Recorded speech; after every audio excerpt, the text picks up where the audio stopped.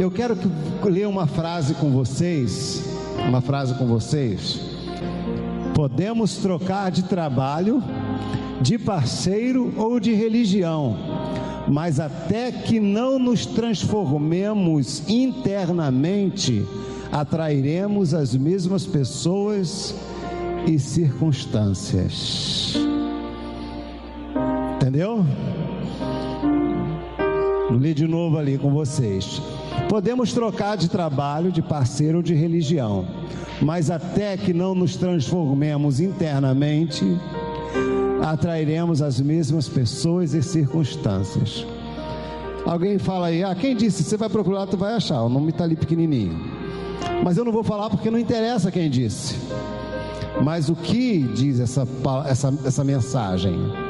E é uma verdade para nós, e é uma verdade para a vida. E você diz, mas e a Bíblia, o que diz? Bem, Romanos capítulo 12, no versículo do 1 em diante, nós vamos ler o 1 e o 2 só. Romanos 12, do versículo 1 e 2, a gente pode ler apenas esse texto. Diz algo que tem a ver com essa mensagem, com essa palavra, com essa reflexão. Rogo-vos, pois, irmãos, pelas misericórdias de Deus, que apresenteis o vosso corpo por sacrifício vivo, santo e agradável a Deus, que é o vosso culto racional. Versículo 2: e não vos conformeis com este século ou mundo, dependendo da tradução, mas transformai-vos pela renovação da vossa mente, para que experimenteis qual seja a boa, agradável e perfeita vontade de Deus. Até aí.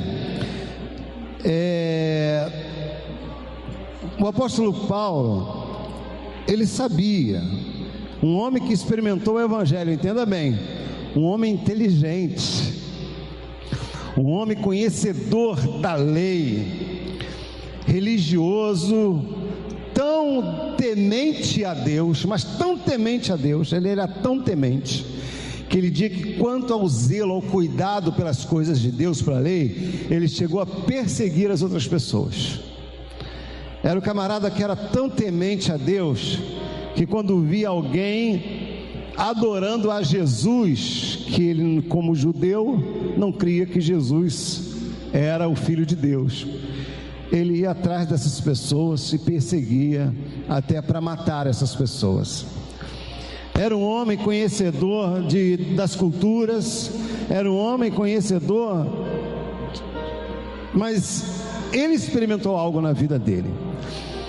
Mas eu quero dizer para você que o que ele experimentou, o problema hoje é que as pessoas estão ainda à espera de um milagre, mas o milagre que o processo do milagre que ela quer é algo que acontece no exterior, ao redor dela.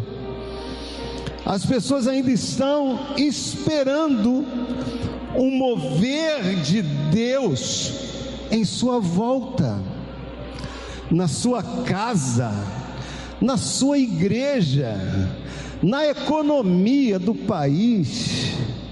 Elas estão esperando um milagre na vida do marido, na vida da esposa, estão esperando um milagre na vida dos filhos, e sempre mistificamos isso como o dia em que as águas, e a gente até canta aquela canção, né? Que o anjo vai mover as águas, e hoje o meu milagre vai chegar, porque hoje o anjo vai mover as águas. E a pessoa nem entende que aquele texto lá do Antigo Testamento, do Novo Testamento, quando falava que, porque aquilo era uma crença, não acontecia aquilo, era uma crença local.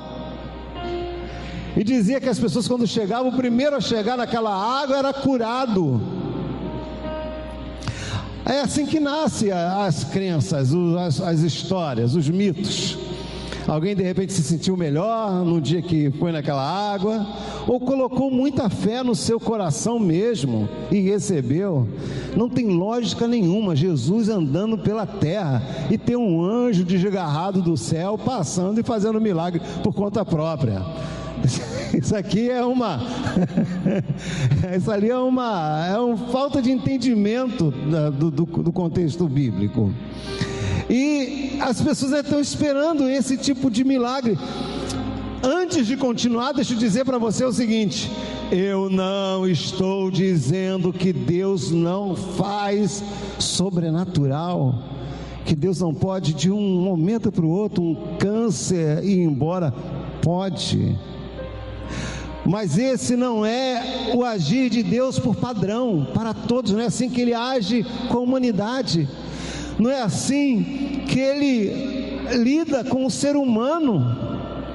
Sinais são para momentos específicos na história, em algumas circunstâncias, por isso que é milagre. Agora, milagre acontece todo dia. Você imagina, querido, você imagina a grandeza do que é a terra se movimentar nesse espaço, o sol aquecer essa terra, o milagre da vida, algo tão coordenado, tão perfeito, que tentam aplicar isso ao acaso, a uma circunstância, apenas um fenômeno natural, mas Deus criou, sustentou com a sua mão poderosa. O milagre acontece todo dia. Milagre é nós estarmos aqui hoje. A vida é milagre. A humanidade não era mais para subsistir, a humanidade já era para ter se destruído há muito tempo, se não fosse a graça e a misericórdia do Senhor. São as misericórdias do Senhor a causa de não sermos consumidos.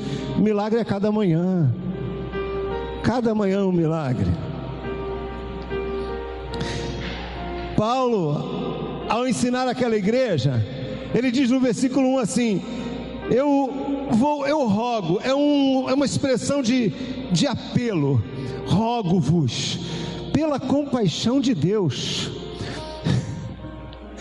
para que vocês não vivam essa vida cristã, frequentando reuniões, cantando músicas bonitas, falando palavras bonitas a respeito de Deus, de Jesus, cantando música que lançam na rádio, vivendo de emoções, lambendo suas feridas, porque tem gente que é espiritual assim, sabe?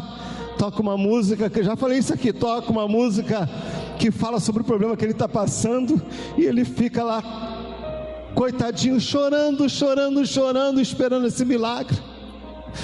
Esse milagre tão... E tem gente que inconscientemente deseja continuar vivendo assim. E Paulo está dizendo: eu peço a vocês, eu rogo a vocês, que vocês entendam que o vosso culto, que o adorar a Deus é mais do que se reunir, é mais do que simbologias, é muito mais profundo do que isso. É o oferecer do seu dia a dia, da sua vida, do seu ser, daquilo que você é para Deus. Se você olhar o contexto de Romanos 12, você vai ver que ele fala sobre a maneira de se relacionar com os outros. Ele fala que foi pela graça de Deus que a gente não deve querer pensar de nós mesmos mais do que convém, mas agir com sabedoria em relação ao outro, servindo ao outro segundo aquilo que Deus nos deu, como a Rosane hoje pela manhã estava falando aqui. É assim que tem que ser a vida, uma vida de serviço, de bênção para a vida do outro, de construir relacionamentos e nesses relacionamentos se edificar, porque não há esse entendimento na vida de quem é religioso. Pensa que está aqui nessa... Tem gente, eu já vi absurdo de gente dizer assim: eu agora entro na igreja, saio, venho direto para casa porque eu não gosto de fofoca. Eu falei: meu Deus, Por que esse camarada vai à reunião? Culto não é uma relação de coisas a fazer numa reunião, não é uma programação, como o crente gosta de programação. Culto não é isso. Culto é o nosso relacionamento. Culto vivemos hoje pela manhã, quando a gente estava se abraçando, servindo um ao outro. Culto é quando alguém conta para você um problema e você começa a orar por aquela pessoa, chama alguém para ajudar e orar por aquela pessoa. Quando nós vemos Paulo ensinando a respeito do culto, como deve ser a congregação, a reunião, ele fala sobre edificação mútua. Tudo tem que ser para edificação, para construir um ser humano melhor do que ele é. Edificação é uma mudança, é uma construção do caráter de Cristo. Equivale àquilo que ele está dizendo nesse texto: transformai-vos pela mudança do entendimento. Essa tem que ser a nossa constante luta, essa tem que ser a nossa reflexão a cada palavra que é ministrada, a cada informação que a gente recebe. O que eu estou fazendo com aquilo que eu estou recebendo e vivendo? Estou aplicando na minha vida, estou me avaliando todos os dias e dizer assim: será que eu tenho sido melhor um pouco, pelo menos em alguma área, ou em alguma área por vez na minha vida? Essa é a grande questão. Hoje, quando eu vejo alguns conceitos que eu tinha e como tanta coisa que eu acreditava e a maneira de olhar para as pessoas mudou. Quando eu olho as pessoas lá fora, como meu coração, a alegria. Sabe aquela coisa que, por exemplo, as pessoas têm muito quando encontra outro cristão e diz: eu senti aqui o espírito que está nele, testificou com o meu espírito que ele é irmão. A gente percebe, né, quando o outro é crente, né? Apesar que tem muito crente, né? Esbarrar com um cristão é fácil. Mas às vezes não é só a maneira de falar. Claro que às vezes, dependendo do setor religioso, da denominação, tem um estilo, um jeito diferente, e a gente diz e tudo coloca na conta que é o Espírito Santo. Mas se eu disser para vocês que eu vejo Deus em pessoas que não têm vínculo nenhum com igreja nenhuma, e coisas que eu sentia com irmãos cristãos, hoje eu consigo sentir com pessoas que não são cristãs. Sinto amor e uma alegria e uma coisa muito gostosa na comunhão com aquela pessoa. O que foi que mudou? O que mudou é aqui dentro. Quando a palavra de Deus diz, quando Jesus diz que se os teus olhos forem maus, toma cuidado, para que não seja uma treva enorme a tua vida. Porque se não tiver luz no teu olhar, querido, há uma grande treva em você. Essa gente que vê diabo em tudo e em todos, vê demônio agindo em tudo quanto é lugar, o inferno está dentro dele. É uma legião, talvez não seja possesso, mas é uma legião que está afetando a vida dele, está perturbando, trazendo paranoia. O cara está doido, o cara está, tudo ele vê o diabo com medo, culpando, julgando as pessoas. Então a gente nota que Paulo está dizendo: se vocês não mudarem, e eu peço a vocês, eu rogo a vocês, pelo amor de Deus, que a sua fé não é, seu culto não pode ser apenas expressões de euforia, de histeria, não pode ser só choro. Teu culto não pode ser apenas declarações, frases, repetições, onde você crê que quanto mais você repetir, declarar e profetizar, vai acontecer. Em outras palavras, pode profetizar à vontade, quantas vezes você quiser. Pode declarar plantando bananeira, correndo em volta da igreja, dando volta 7 vezes, quantas vezes você quiser. Pode fazer isso quantas vezes você quiser. Se não mudar o seu entendimento, a sua maneira de pensar, você não vai saber qual é a vontade de Deus para a sua vida.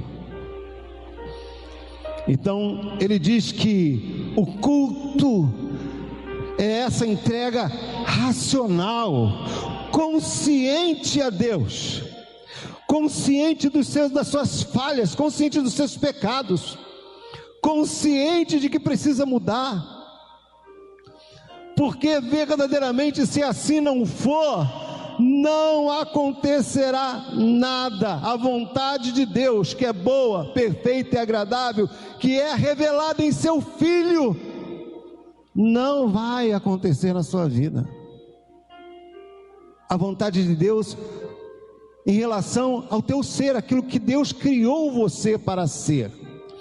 Entenda bem, não é que Deus está controlando e querendo ser como você fosse um robô. Eu tenho que ser aquilo que Deus quer. Amado, é o propósito da existência humana, é o significado da sua vida. Ele é o Criador e Ele criou você para o bem. Ele criou você para ser bênção na vida do outro, para amar. Ele criou você para viver em comunhão. Ele criou você para ter temperança. Ele criou você não para ser escravo de suas pulsões. Ele não criou você para ser dominado pelas suas pulsões, pelos seus desejos. Ele criou você para ser bênção para você e para a vida do outro. Não está te controlando. Ele só, a única coisa boa que existe para você viver é a vontade dele. A mãe de Jesus, família de Jesus, bateu com Jesus ainda novinho, conversando com os doutores da lei, conversando com os homens, ensinando sobre a lei, falando das coisas de Deus. E tinha gente lá, no meio daquele povo, que queria ouvir, admirado. Aí a mãe de Jesus chegou lá, chama ele lá, diz que a mãe dele ficaram procurando Jesus, não acharam, ficaram preocupados. Chegaram lá, diz para ele vir agora. Aí chegaram para ele: olha, sua mãe está lá fora, sua mãe e teus irmãos estão te chamando lá fora. Aí ele falou assim: minha mãe, meus irmãos, são aqueles que fazem a vontade do meu Pai.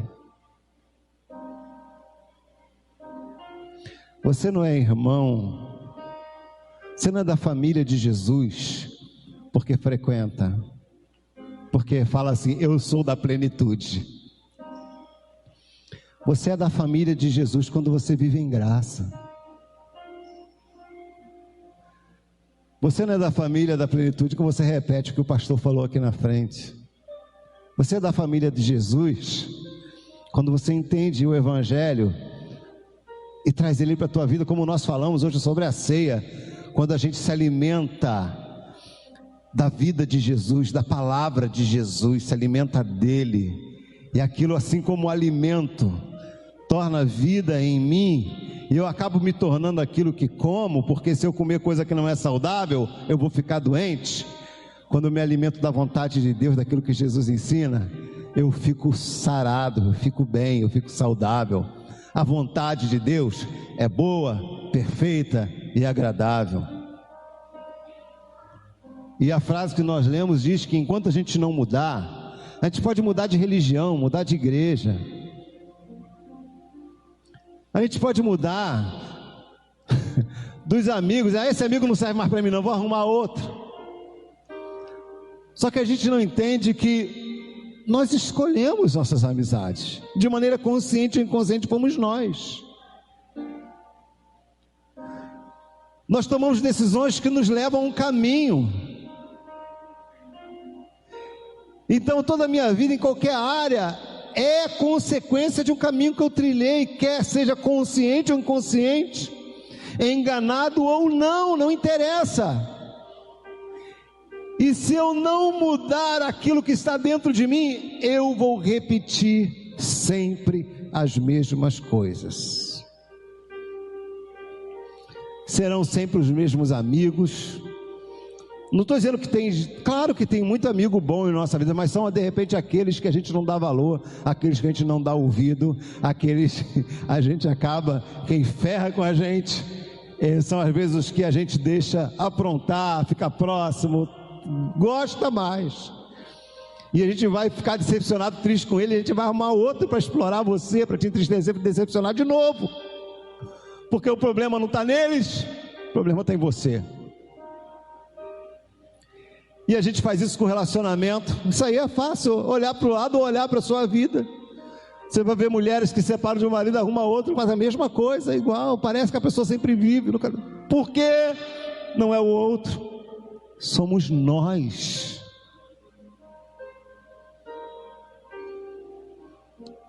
Sempre foi fácil para o homem, e a religião faz isso muito bem, colocar a culpa em tudo, colocar a culpa no diabo, colocar a culpa nas pessoas, e nunca entender que o evangelho não é para mim, que a transformação é para mim, o evangelho é para todos. Eu falo da boa nova, do amor, da graça de Deus, do amor de Deus, para todos, mas que a mudança, a transformação, eu tenho que buscar para a minha vida, para mim. E assim será nos nossos negócios, será na nossa vida financeira, assim é em todas as áreas de nossa vida. Se não mudarmos aqui dentro, nada vai mudar.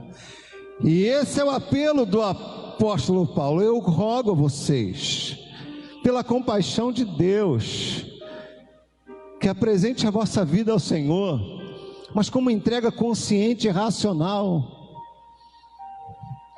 Chega de autossabotagem, chega de dar desculpas para Deus. Prefira ser o pecador do que fariseu. Essa palavra hoje me na minha cabeça: o céu não é um lugar. Eu não quero estar no céu do fariseu. O fariseu, a oração é bonita. O fariseu dizia assim: graças te dou, Senhor, porque não sou como aquele publicano. Eu não sou como aquela mulher pecadora.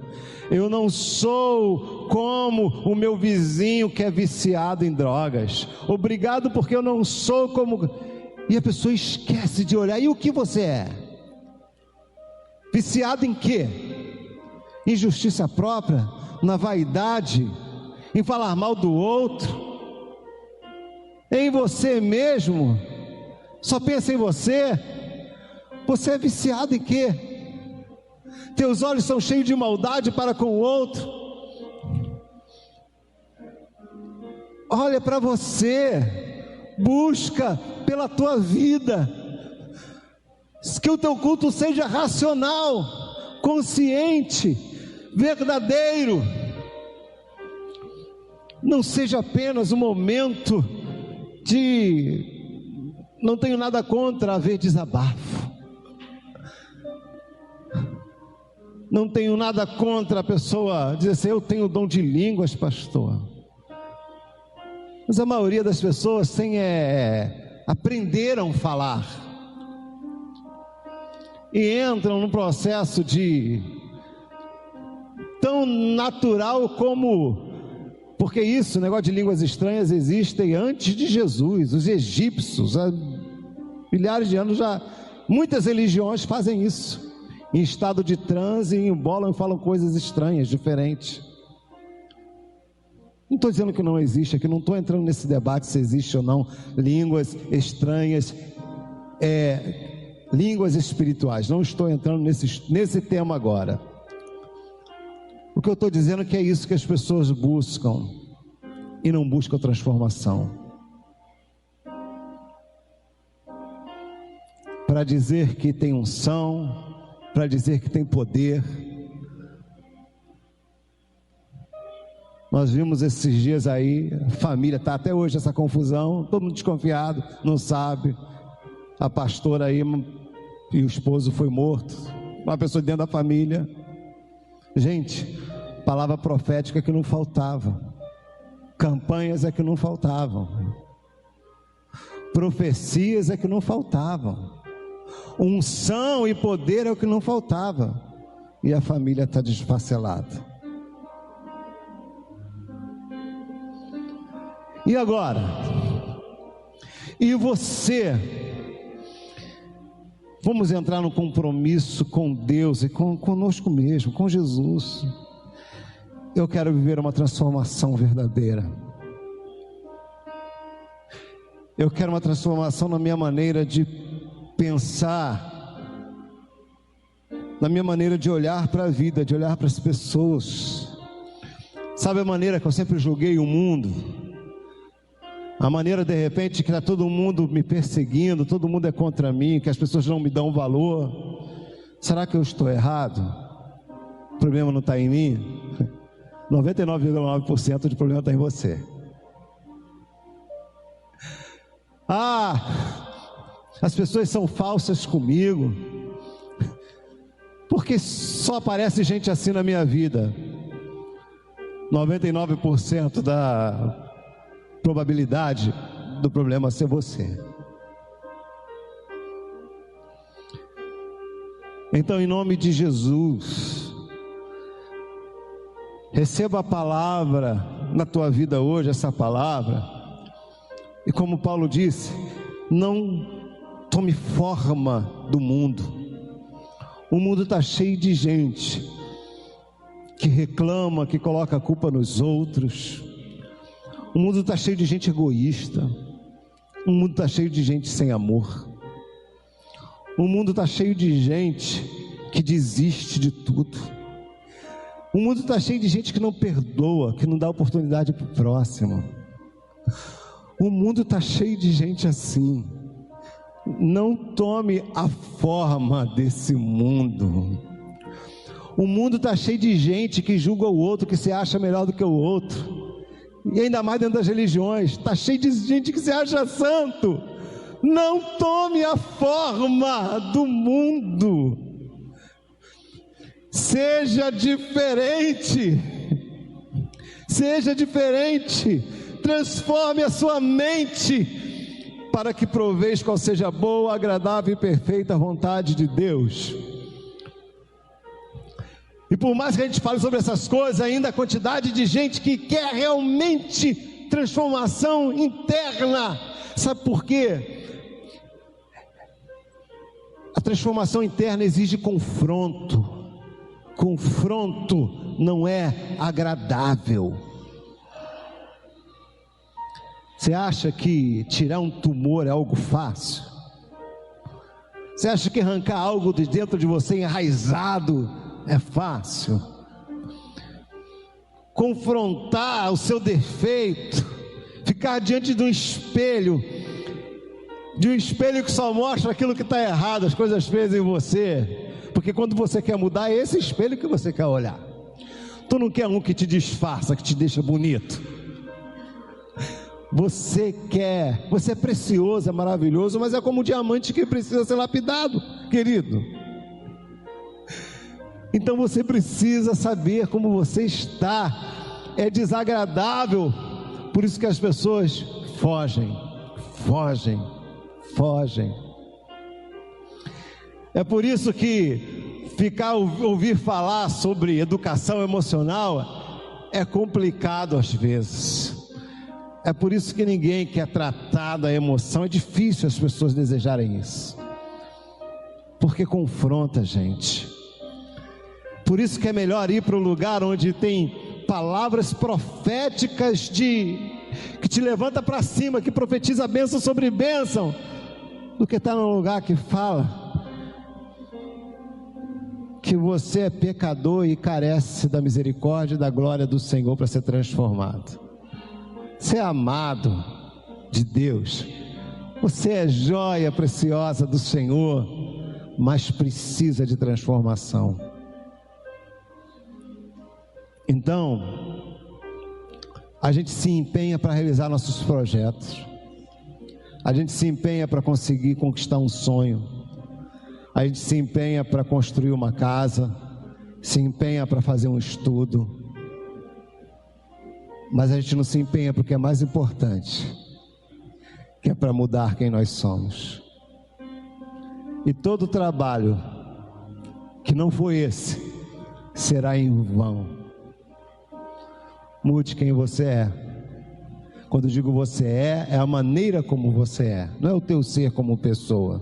Você é maravilhoso para Deus, Deus te ama, mas mude o teu entendimento e você vai ver a tua história mudar em nome de Jesus.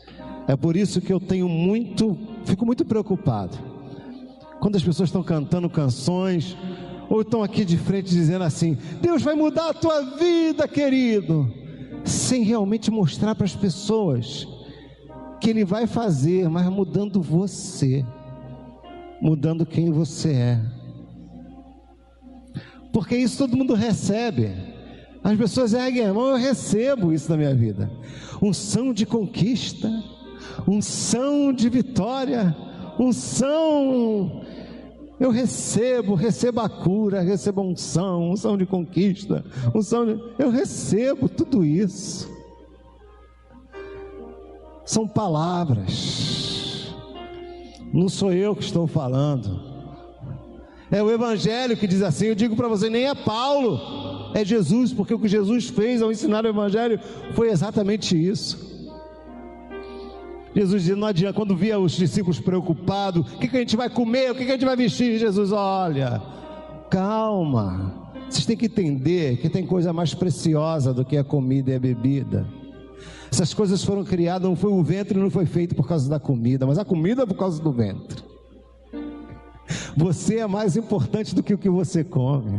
Olha, vocês têm que entender que o que tem que estar limpo e bonito é por dentro, não é por fora. Jesus ensinou isso o tempo todo. Isso nem é palavra de Paulo, isso é palavra de Jesus. É isso que vocês têm que entender. Isso é Evangelho. Isso é Evangelho. Aí sim a gente pode colocar esperança no coração das pessoas. Porque se as pessoas sonharem, se as pessoas verem a possibilidade da sua transformação, você pode garantir, então, vai mudar a tua história, vai mudar a tua vida.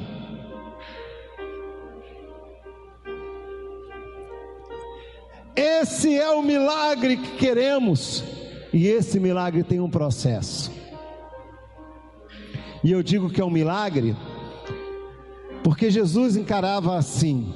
Peraí, não é um processo que a gente vai entendendo, vai ouvindo, mas um coração que se afastou de Deus, a raça humana se afastou de Deus, as trevas cegam a visão do homem. E quando um ser humano, aquela epifania acontece, aquela vontade, aquele desejo, não, preciso mudar, ali é que está o milagre.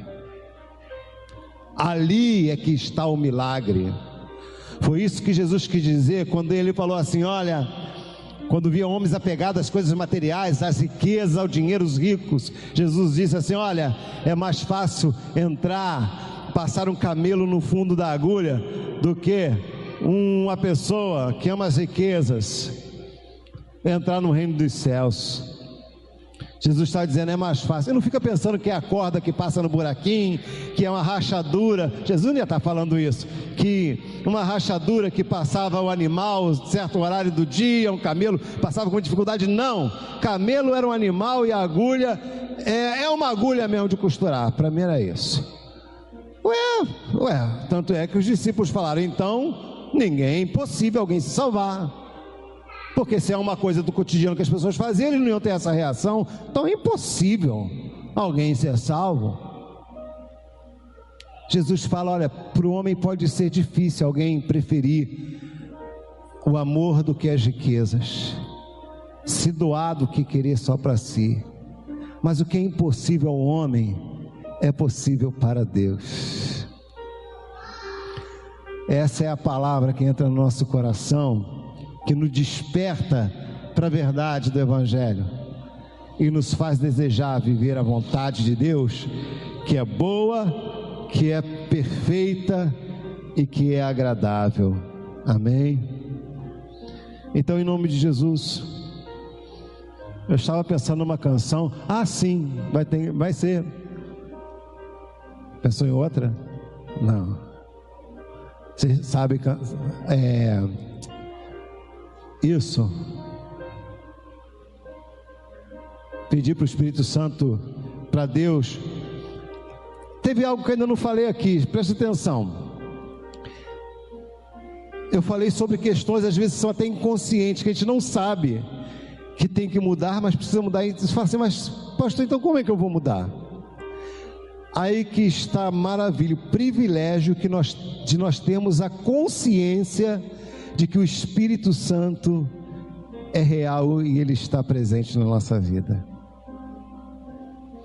Porque tem muita gente boa que quer mudar e busca isso, é gente de Deus, mas não tem essa consciência de que o caminho foi aberto, que a gente pode falar com Ele, que a gente pode pedir para Ele sabedoria, que Ele pode nos mostrar o que precisa ser mudado em nós. A gente tem esse privilégio.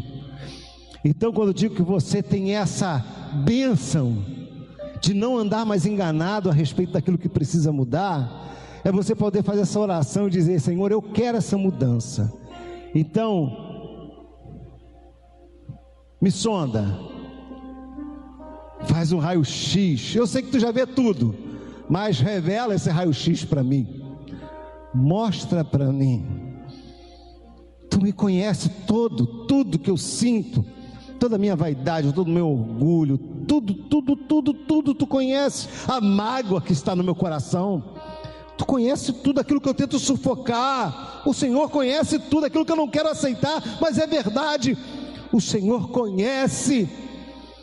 Fala comigo, me mostra.